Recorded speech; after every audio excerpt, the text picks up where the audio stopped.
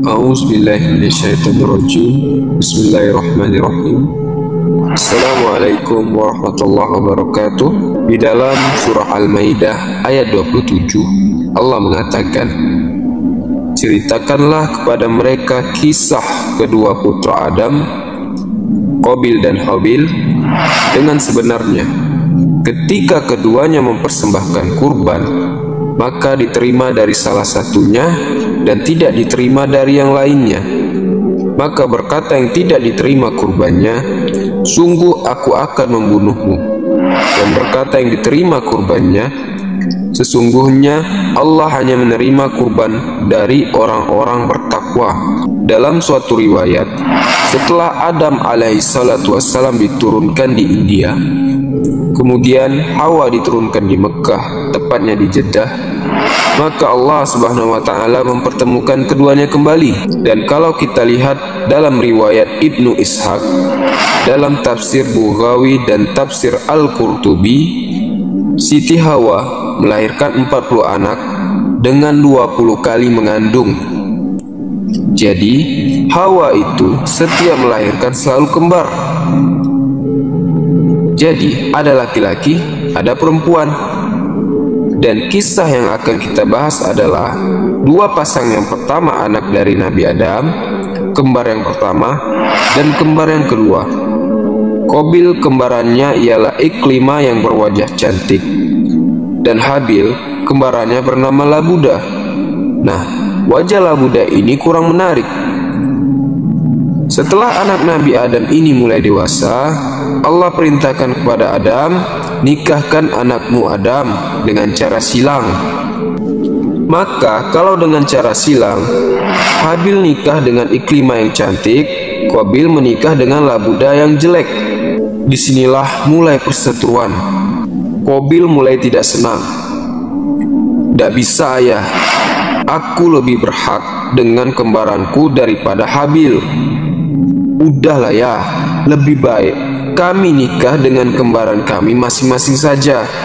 Inilah penyakit yang pertama kali muncul di bumi, penyakit hasad. Hasadnya Qabil kepada Habil.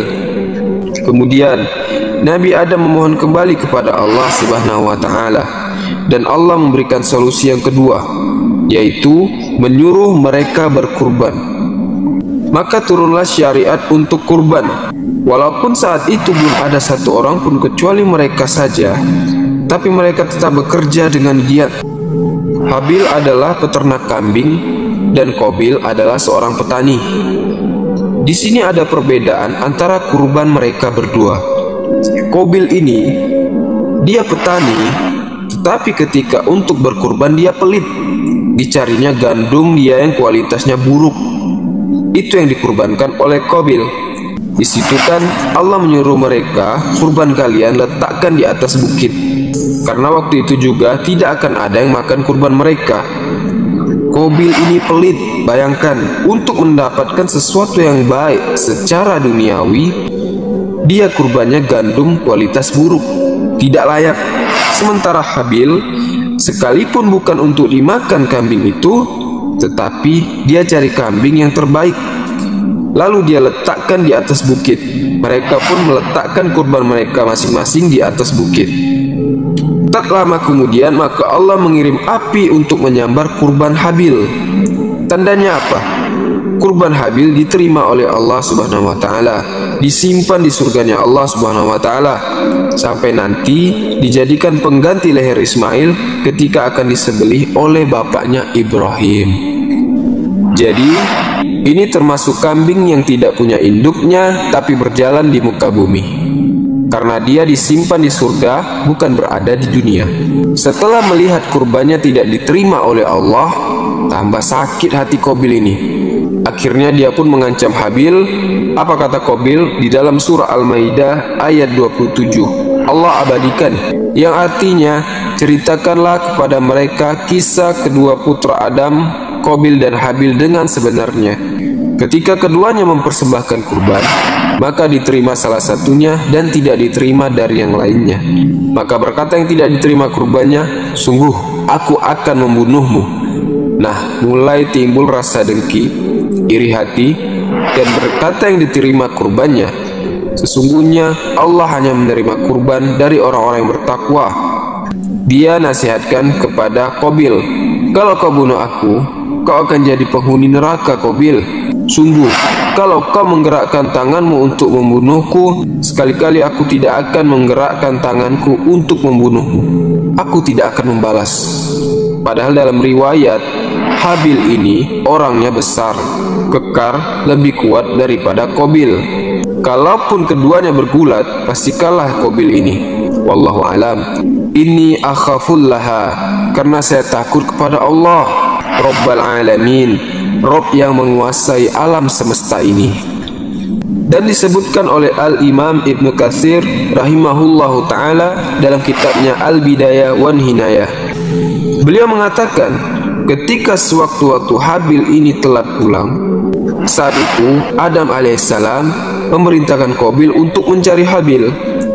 Qabil pun mencari Habil. Rupanya sewaktu dia mencari, dia melihat abangnya yang sedang tertidur. Karena Habil ini keletihan habis mengembala kambing-kambingnya. Maka Habil pun segera mengambil batu yang besar, kemudian dia lemparkan di kepala Habil hingga terbunuhlah Habil ini. Ini adalah kematian pertama yang terjadi di muka bumi dan kejahatan pertama yang dilakukan manusia.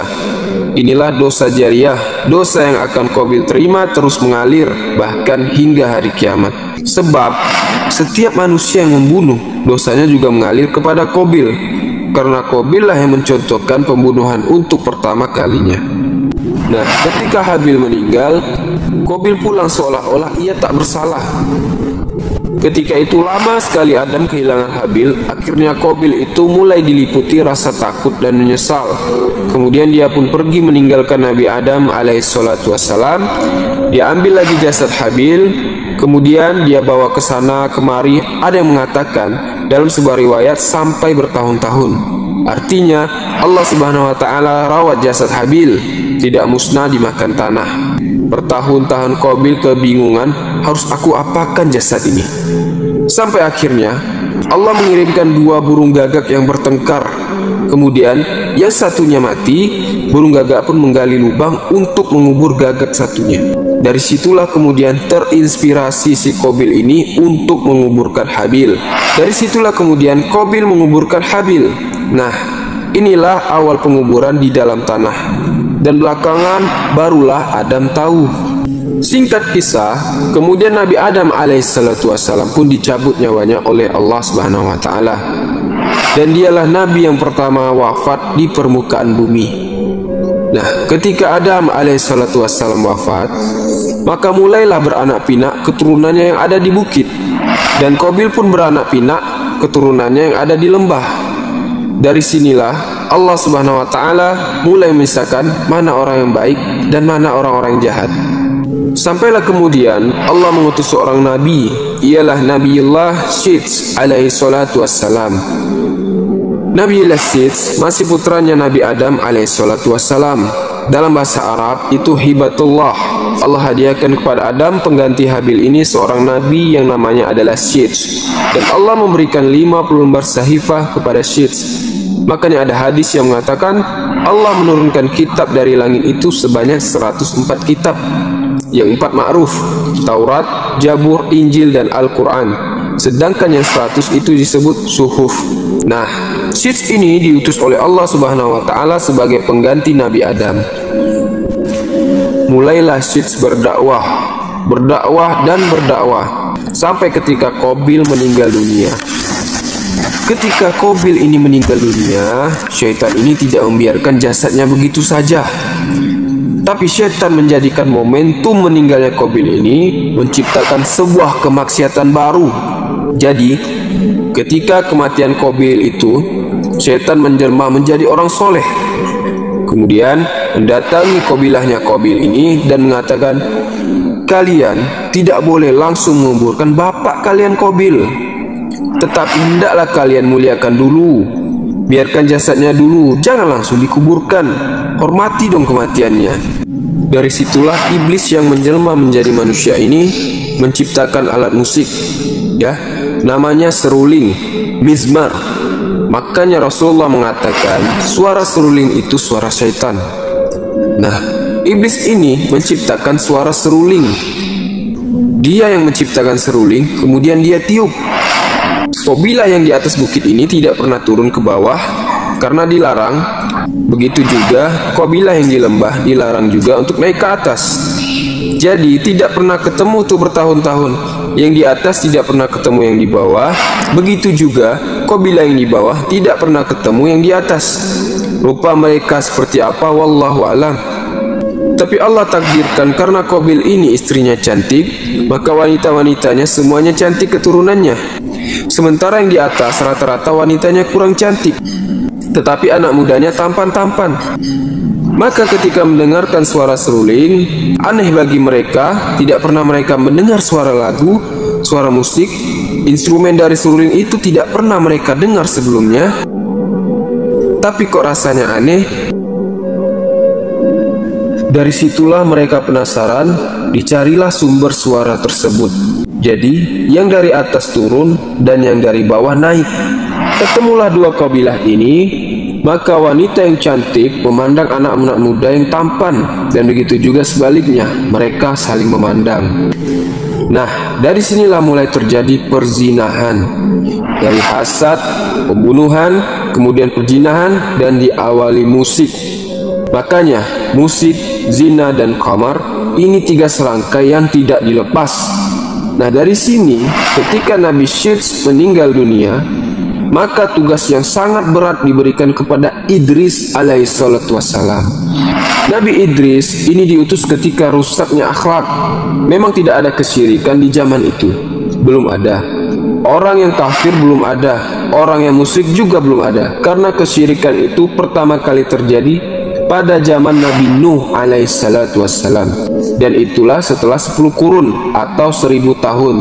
Berarti setelah 1000 tahun dari wafatnya Nabi Adam sampai diutusnya Nabi Nuh, barulah terjadi kesyirikan. Tapi di zaman Nabi Idris ini, akhlak kedua kabilah itu sudah rusak sekali. Maka selesailah kisah Habil dan Qabil. Mudah-mudahan video ini bermanfaat. Subhanakallahumma wa bihamdika asyhadu an la ilaha illa anta astaghfiruka wa atubu ilaik. Assalamualaikum warahmatullahi wabarakatuh.